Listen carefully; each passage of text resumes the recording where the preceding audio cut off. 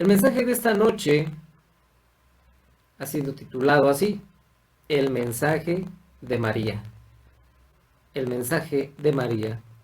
Y los versículos que estaremos usando para meditar son, se encuentran en el Evangelio de Lucas, capítulo 1, versículos 46 al 49. Vamos a darle lectura. Lucas 1, 46 al 49. Dice así la palabra de nuestro Dios.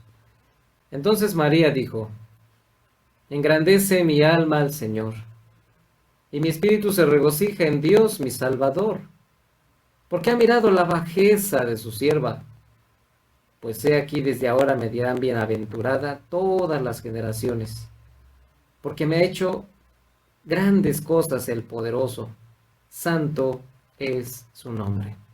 Bueno, estas son algunas de las palabras que quedaron registradas de María, la madre terrenal de Jesús, el Salvador del mundo. Realmente podemos aprender mucho acerca de este mensaje, pero solo tomamos estos 4 versos, ya que pues tomarlos todos este mensaje, estos versículos nos llevaría ya mucho tiempo, pero todo lo que encontramos en la palabra de nuestro Dios es importante. Nunca debemos pensar que algo está de más o que su importancia es trivial. Nunca debemos hacer eso. Todo lo que fue escrito fue lo que Dios quería que se escribiera, y no hay nada que sobre, así como también no hay nada que falte. Nos dice Pedro en su segunda carta, el apóstol Pedro en su segunda carta, en el capítulo 1, versículo 19, dice las siguientes palabras. Tenemos también la palabra profética más segura, a la cual hacéis bien en estar atentos, como a una antorcha que alumbra en lugar oscuro, hasta que el día esclarezca y el lucero de la mañana salga en vuestros corazones. Todo lo que necesitamos saber está aquí, en la palabra de nuestro Dios. Debemos poner mucha atención a las palabras de María, porque ellas nos dan un hermoso mensaje. Este es, por decir, como un mensaje navideño por la cercanía de la fecha en que pues casi todo el mundo celebra el nacimiento de Jesús. Pues algunos celebran, como han dicho, que Jesús cumple años y muchas otras cosas más. Bueno, este es el momento en que María recibe la noticia que sería el instrumento de Dios para traer a su Hijo amado, el Hijo amado de Dios, a este mundo, semejante a nosotros. Jesús vino al mundo así como todos nosotros, teniendo en sí mismo todas las vulnerabilidades que cualquier ser humano al momento de nacer tiene.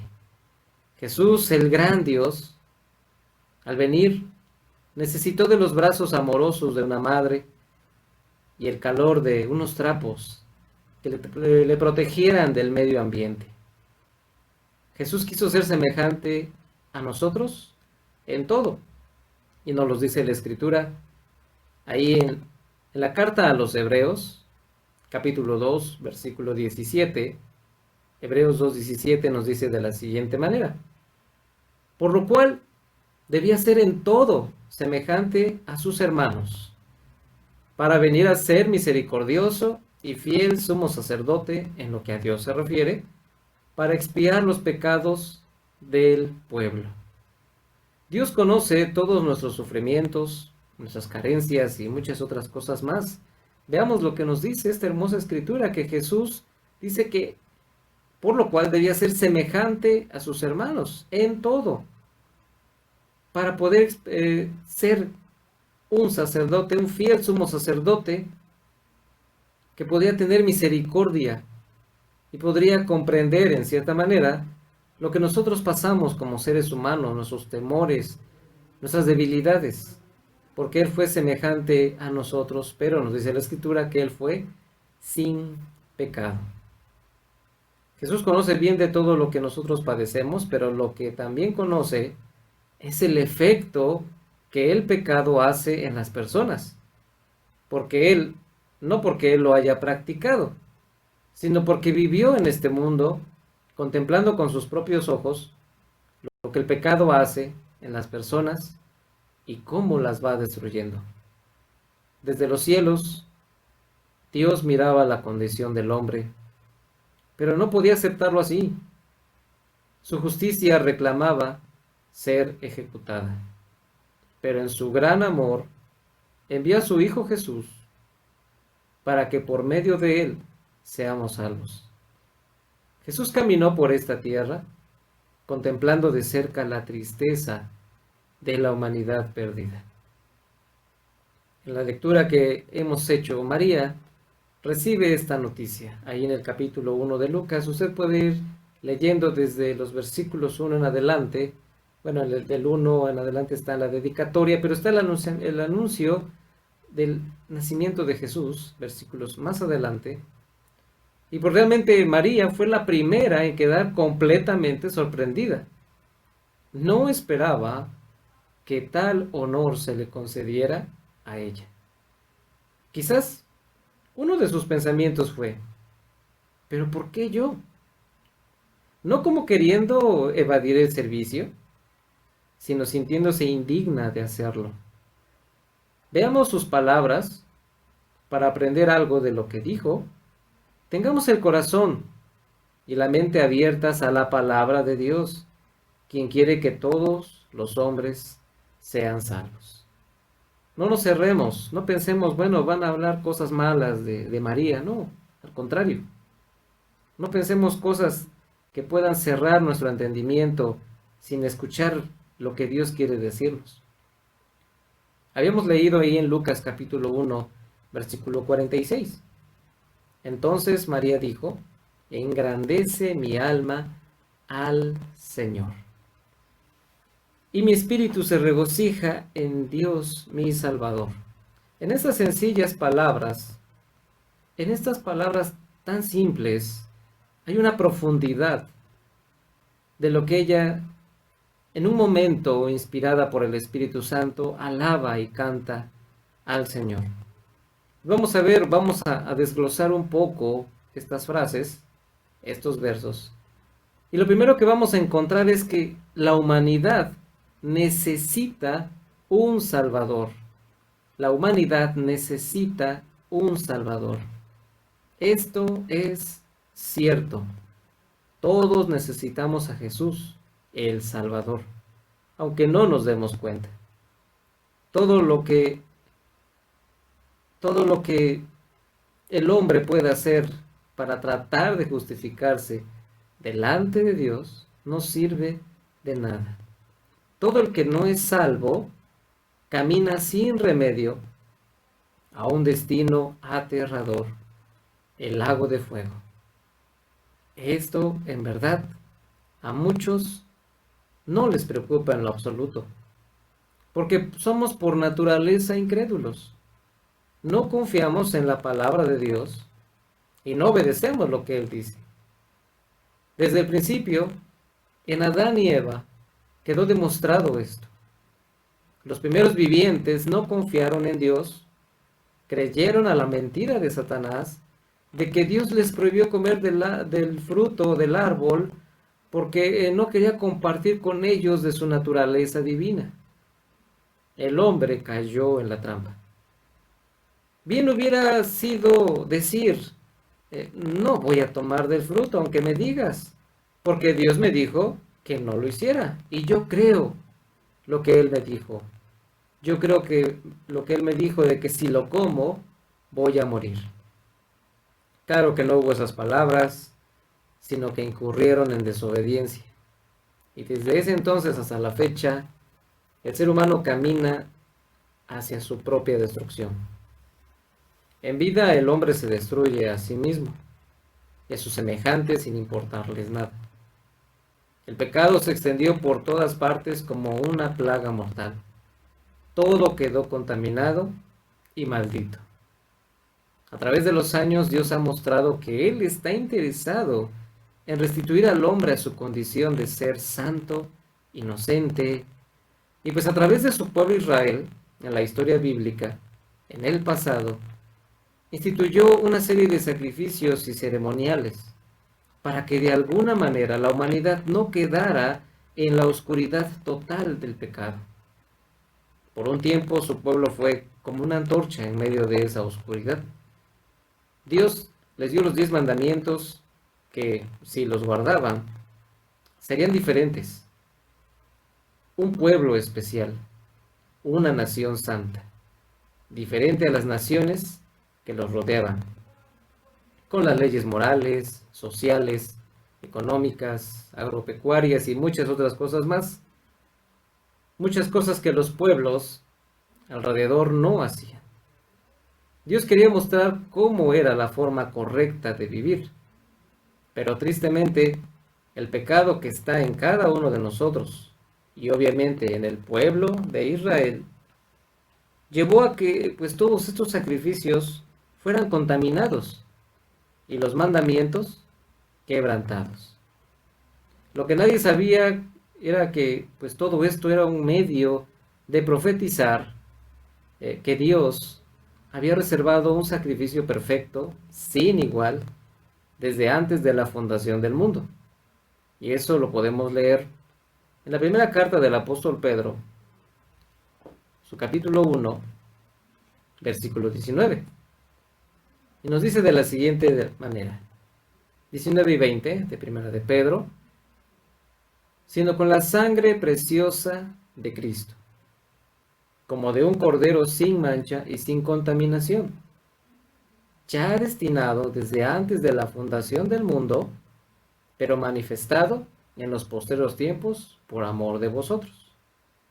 Vemos cómo la naturaleza de la persona de Jesucristo, un cordero sin mancha y sin contaminación, como un cordero, haciéndonos o dando referencia a esos corderos que eran sacrificados en esas fiestas y ceremoniales, conforme a la ley. Pero que esta figura de Jesucristo ya había sido destinado desde antes de la fundación del mundo, pero fue manifestado hasta los posteriores tiempos, y la razón es el amor hacia nosotros. Todo lo que Dios dejó escrito en su palabra nos habla de Jesús. Dios dejó en cada parte de sus mandamientos, de las cosas que se debían hacer. En todo dejó una sombra de las cosas que vendrían con la llegada de Jesús a este mundo.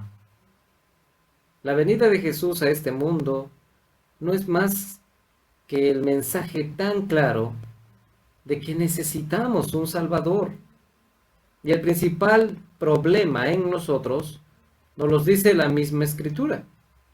Si vamos al Evangelio de Mateo, capítulo 1, versículo 21, que nos narra también el nacimiento de Jesucristo, Mateo 1:21 nos dice así: y dará a luz un hijo, y llamará su nombre Jesús, porque él salvará a su pueblo de sus pecados. Nuestro problema ha sido el pecado, desde que el hombre desobedeció a Dios hasta nuestros días. El pecado es la causa de que como humanidad estamos caminando a la destrucción, a la condenación.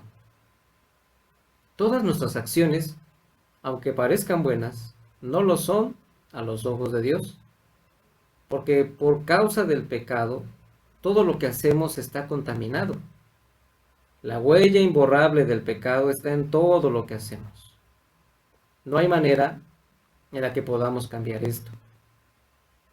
No existe nada en los medios humanos, en las fuerzas de los hombres, que puedan hacer para quitar el pecado.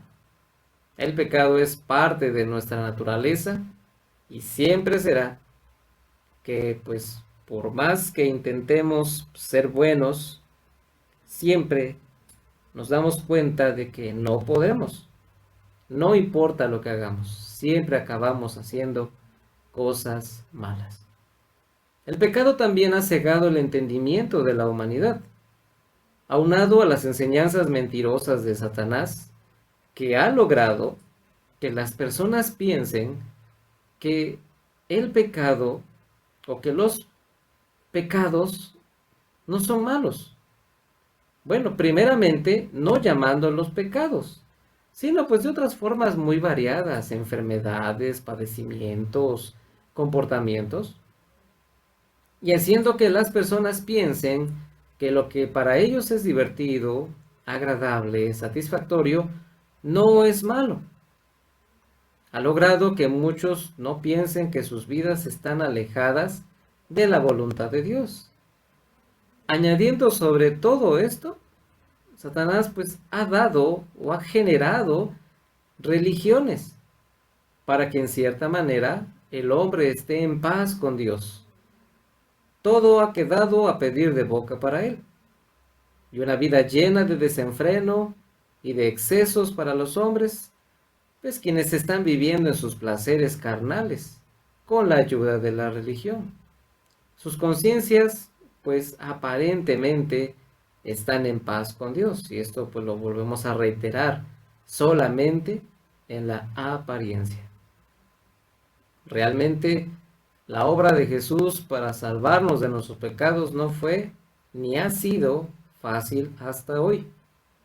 Ser tratado como el peor de los criminales, ser azotado por los soldados romanos, morir en la cruz del Calvario, fueron experiencias aterradoras para la bella persona de Cristo, el Hijo perfecto de Dios.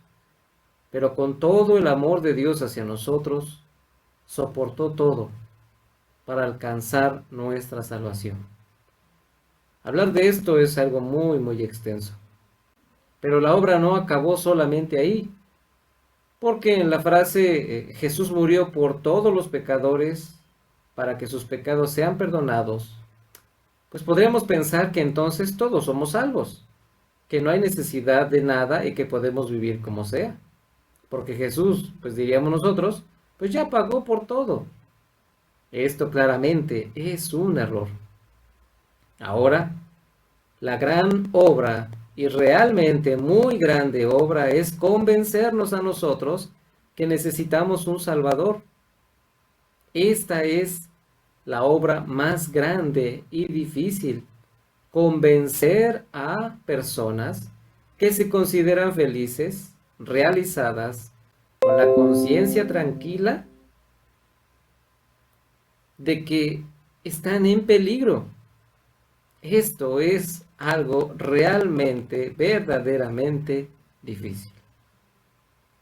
Qué difícil es convencer a una persona de que sus vicios son malos delante de Dios, que sus diversiones son pecado delante de Dios, de que si es adúltero es pecado delante de Dios, y así con todo lo demás. El trabajo de Jesús a través del Espíritu Santo es ese, convencernos de pecado, convencernos que la forma en que vamos o que vivimos está mal delante de los ojos de Dios. Veamos una cita en el Evangelio de Lucas, capítulo 6, versículo 15. Lucas 6, 15. Dice de la siguiente manera: entonces les dijo: vosotros sois los que os justificáis a vosotros mismos delante de los hombres, mas Dios conoce vuestros corazones, porque lo que los hombres tienen por sublime delante de Dios es abominación. Veamos bien esto. Veamos que el pecado está cegado, el pecador está cegado por ese pecado. Cree que sus acciones religiosas son agradables delante de los ojos de Dios. Todas las cosas que hace alrededor de sus religiones tienen tintes hermosos, que dan la apariencia de ser muy sacras, pero delante de los ojos de Dios es abominación, por el simple hecho de que se hace por personas pecadoras. El contexto de estos versículos o de este verso es realmente sorprendente. Jesús da una parábola dirigida en contra de los fariseos, hombres muy religiosos, quienes se creían que eran santos, que se creían que eran los más cercanos a Dios. Pero cuando Jesús les hablaba de sus errores, les hacía ver los graves errores en los que estaban ellos, ¿qué hacían? Se burlaban de él. no aceptaban las palabras de Jesús, sino al contrario, se burlaban. Cuán difícil es convencer a alguien de que su religiosidad es abominable a los ojos de Dios. Necesitamos un Salvador con la capacidad de abrir nuestros ojos para que veamos la realidad de nuestras vidas. Y este es Jesús. Ahí mismo, en el Evangelio de Lucas, capítulo 4, versículo 18. Lucas 4:18 dice así: El Espíritu del Señor está sobre mí, por cuanto me ha ungido para dar buenas nuevas a los pobres. Me ha enviado a sanar a los quebrantados de corazón, a pregonar libertad a los cautivos y vista a los ciegos, a poner en libertad a los oprimidos. Jesús no dice que lo intentaría, sino que en sus palabras no hay duda, sino la seguridad de que aunque el camino de la salvación era muy, muy difícil y doloroso, cumpliría con todo lo que el Padre le había encomendado. Veamos estas palabras de María. Mi espíritu se regocija en Dios, mi Salvador. Tanto María como nosotros necesitamos un Salvador. Usted que nos escucha necesita un Salvador.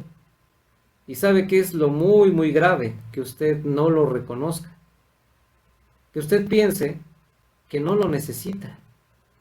¿Y por qué? Porque el pecado así es, y también Satanás en su trabajo es convencer al hombre de que no necesita un Salvador, de que lo único que necesita es hacer ciertos ritos y ceremonias para estar bien con Dios, aunque Él haga lo que quiera.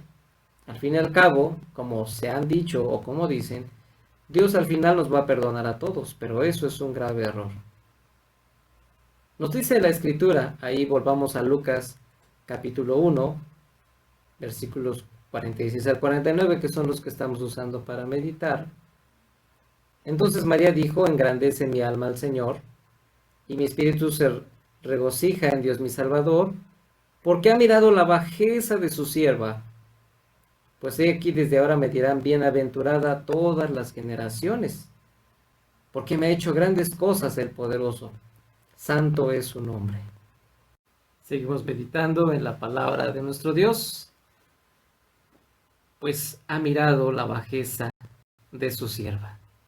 Otro mensaje que María nos enseña es que la salvación se obtiene solamente por gracia. Hay que tener los pies bien puestos sobre la tierra cuando se trata de los favores dados por Dios. Porque podríamos pensar que por algo que nosotros hacemos, merecemos ser tratados bien por Dios, cuando en realidad es por la gracia de nuestro Señor que recibimos sus bendiciones. No podemos ignorar esto acerca de María. Imagínense saber que en su vientre se gestaba el mismo Hijo de Dios, el Salvador del mundo. Realmente, María corría peligro de sentirse en sí misma especial, y que por algo, pues quizás desconocido por ella, pero conocido por Dios, fuera escogida para tal privilegio. Esto es algo inherente en nosotros como humanidad, el pensar que somos especiales y que por lo tanto merecemos ciertos privilegios. María podría haberse preguntado: ¿por qué me eligió a mí? En el contexto de pensar en alguna virtud, algún mérito propio, alguna característica en ella, algo que le llevara a perder el suelo, como decimos nosotros, como solemos decir, que ella se llegara a sentir especial. Podría imaginarse quizás ser alabada por todos, ser reconocida en todo el mundo y que la veneraran. Podría pensar que ella ocupaba un lugar muy especial en los cielos y que se había convertido en una pieza clave en el plan de salvación de Dios, y que sin ella hubiera sido imposible tan grandiosa obra de redención. Pero no fue así. María nos enseña que la pregunta que quizás pudo hacerse, ¿por qué me eligió a mí? No lo haría en ese contexto, sino todo lo contrario. Sus palabras nos enseñan que ella reconocía que no había nada especial en ella, que no entendía el por qué, ya que no tenía en sí misma algún mérito. La profecía solo hacía referencia a una virgen, solamente una virgen. Esto no era algo especial en la cultura judía, ya que todas las desposadas eran vírgenes. Si pensamos que esto era algo especial, entonces pues tendríamos a cientos de mujeres muy especiales. María reconoce que si es que fue elegida para ser el medio por el cual Jesús vino a este mundo, era verdaderamente un regalo de Dios. Nos dice ahí el versículo del 46 al 49, la parte donde dice, porque ha mirado la bajeza de su sierva. María reconoce su bajeza. Y esta palabra tiene muchas aplicaciones, pues que nos hablan de cómo tomó la noticia de que iba a ser madre terrenal del Salvador. No perdió el sentido ni la cabeza ante singular e importante tarea. María reconoce, en primer lugar, que no es digna de ser escogida. No hay mérito en la bajeza. Podemos pensar que por su humildad fue escogida. Bueno, lo que nos enseña esa humildad es que reconoce su estado.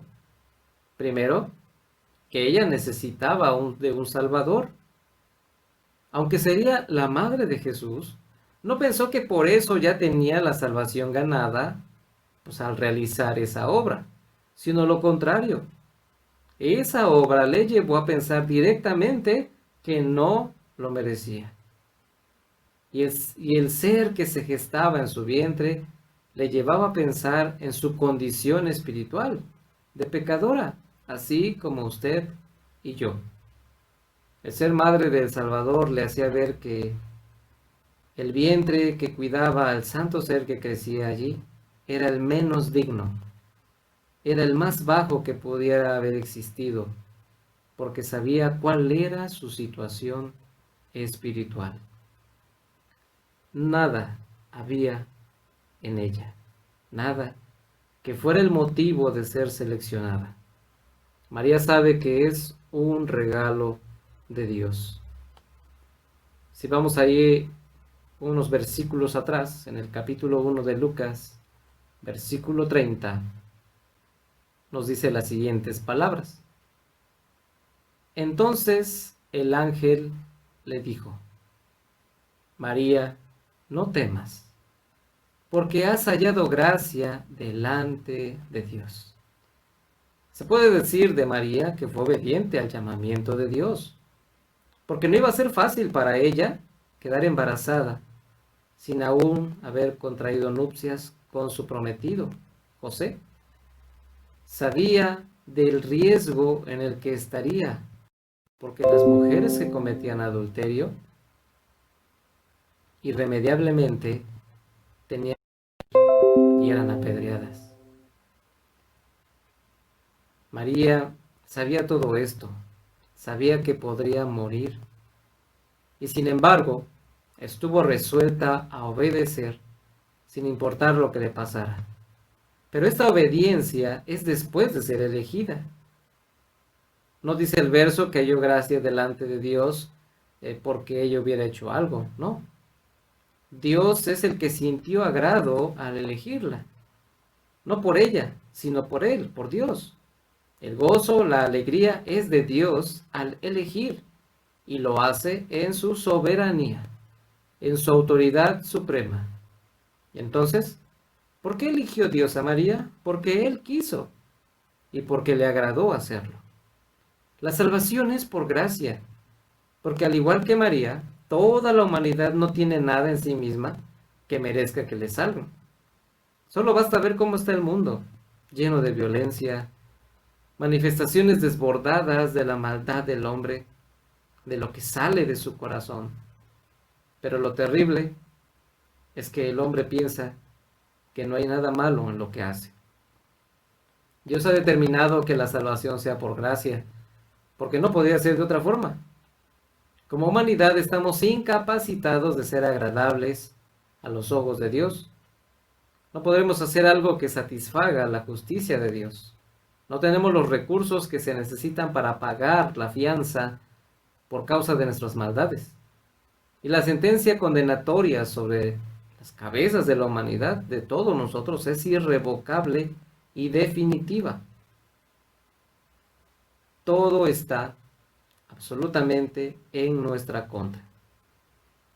Si nos presentamos delante de Dios, lo único que le inspiraríamos sería ira y juicio. María entendió perfectamente esto y sabía que necesitaba ser salva. Y al verse como madre del Salvador, sabía que su pecado personal seguía sobre ella. Pero ese pecado personal no contaminó el fruto de su vientre, ya que nos dice la Escritura ahí en Lucas 1:35, respondiendo el ángel, le dijo, el Espíritu Santo vendrá sobre ti, y el poder del Altísimo te cubrirá con su sombra. Por lo cual también el santo ser que nacerá será llamado Hijo de Dios. La condición de María podría manchar al santo ser que sería gestado en su vientre. Pero como fue por obra del Espíritu Santo, la concepción de Jesús fue santo y sin mancha. Pues de otra manera, no pudiera haber sido posible la salvación. El instrumento, María, fue escogido por Dios y Él se encargaría de que no hubiera contaminación de su Hijo amado. Y esto fue posible porque el nacimiento fue sin la intervención del hombre. Ni José ni María tuvieron nada que ver en la concepción. Y si pensamos que María debía tener alguna virtud, no es así, sino que halló gracia delante de los ojos de Dios, y el Espíritu Santo preparó el vientre de María para recibir al Salvador. Si vemos así, no hay intervención humana en este sublime acontecimiento. Todo reside en la gracia de Dios. Dice el versículo 48 del capítulo 1, ahí de Lucas. Porque ha mirado la bajeza de su sierva, pues he aquí, desde ahora, me dirán bienaventurada todas las generaciones. Aquí hay algo muy claro, que quizás no lo hemos entendido. La bienaventuranza no es un grado de honor. Cuán felices han de sentirse las mamás de aquellos personajes que han sido importantes, ya sea en la historia o en alguna profesión y han destacado. ¿Qué madre no se siente orgullosa de que su hijo o sus hijos son profesionistas exitosos, que han concluido su carrera o destacan en algo, en algún deporte o en alguna otra cosa? Por ejemplo, ver un muro ahí en su casa con fotos de las cosas que sus hijos han hecho, algunos títulos, quizás, y pues los comentarios halagadores de quienes pues, que reciben esas madres de que tiene hijos excelentes. En el caso de María no podría ser de esta forma, ya que ella no tuvo que ver en el nacimiento de Jesús, fue elegida por gracia, y en la crianza, pues quizás lo que cada madre judía haría, instruyéndolo en la ley de Moisés y en los escritos de los profetas. Pero Jesús tenía una misión especial y desde pequeño lo dio a conocer. Si leemos más adelante ahí mismo Lucas capítulo 2, Lucas 2, 49, nos dice las siguientes palabras. Entonces él les dijo, ¿por qué me buscabais? ¿No sabíais que en los negocios de mi Padre me es necesario estar? Jesús tenía bien en mente su propósito de haber venido a este mundo. Y quizás por un breve momento parece que a los padres terrenales de Jesús se les había olvidado. Por eso Jesús les dice así. Vamos a parafrasear este versículo. ¿Por qué me buscaban por todas partes? no sabían que el único lugar a donde iría o estaría sería el templo. La bienaventuranza en sí no implica que María tenía u obtuvo un grado máximo de respeto, por lo cual debiera ser venerada, sino que cuando menciona que la llamarían bienaventurada, pues ella pensaba en todas aquellas madres judías que anhelaban ser las escogidas de Dios para que el Salvador, Jesús, viniera a este mundo. Esto es algo comprensible, pues cuántas mujeres temerosas de Dios han pensado en María como el instrumento que ellas quisieron ser. Al, al pensar en ellas o en María dirían, qué afortunada fue María por ser el instrumento en las manos de Dios para que viniera el sol de justicia, Jesús, el Salvador del mundo. Ahora, todos tenemos acceso a las bienaventuranzas que son de parte de Dios, pero solo son dadas o son mencionadas a los fieles seguidores de Jesús, porque son los que reflejan el carácter y la naturaleza de Dios. Solo basta darle una lectura al capítulo 5 del Evangelio de Mateo para saber que las bienaventuranzas son para los hijos de Dios. Usted en casa, con calma, lee el capítulo 5 de Mateo hasta el capítulo 7 y todas esas cosas que nos mencionan son acerca de los hijos de Dios. Si usted encuentra una bienaventuranza que dice bienaventurados los que lloran, no se refiere a todos los que lloran en todo el mundo, sino a los que lloran por causa del Evangelio, de la persecución, de las cosas que son en contra de los hijos de Dios y que causan tristeza, pero dice la bienaventuranza, ellos serán consolados. Lea usted en casa. Para los que obedecen los mandamientos de Dios, los que han sido salvos por Jesucristo, los que por medio del Espíritu Santo han entendido que necesitan salvación y que no la han obtenido más que por gracia, son estas bienaventuranzas.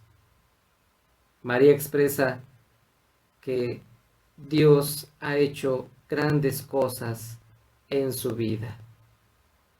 Dice, porque ha mirado la bajeza de su sierva, pues he aquí, desde ahora me dirán bienaventurada todas las generaciones. Pues leíamos en los versículos anteriores, dice, y mi espíritu se regocija en Dios mi Salvador, porque ha mirado la bajeza de su sierva, porque me ha hecho grandes cosas el poderoso, santo es su nombre.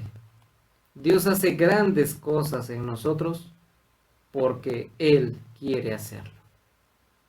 Hasta este punto hemos visto que la salvación no es algo que nosotros merecemos, sino todo lo contrario. Merecemos ser condenados porque nuestros pecados así lo demandan. No basta decir que ya sufrimos mucho aquí en esta vida, porque solo sufrimos las consecuencias de nuestros males, de nuestras acciones. La justicia de Dios es inminente o es inmensamente implacable. Las faltas que cometemos contra Dios ameritan un castigo de la magnitud del ser ofendido.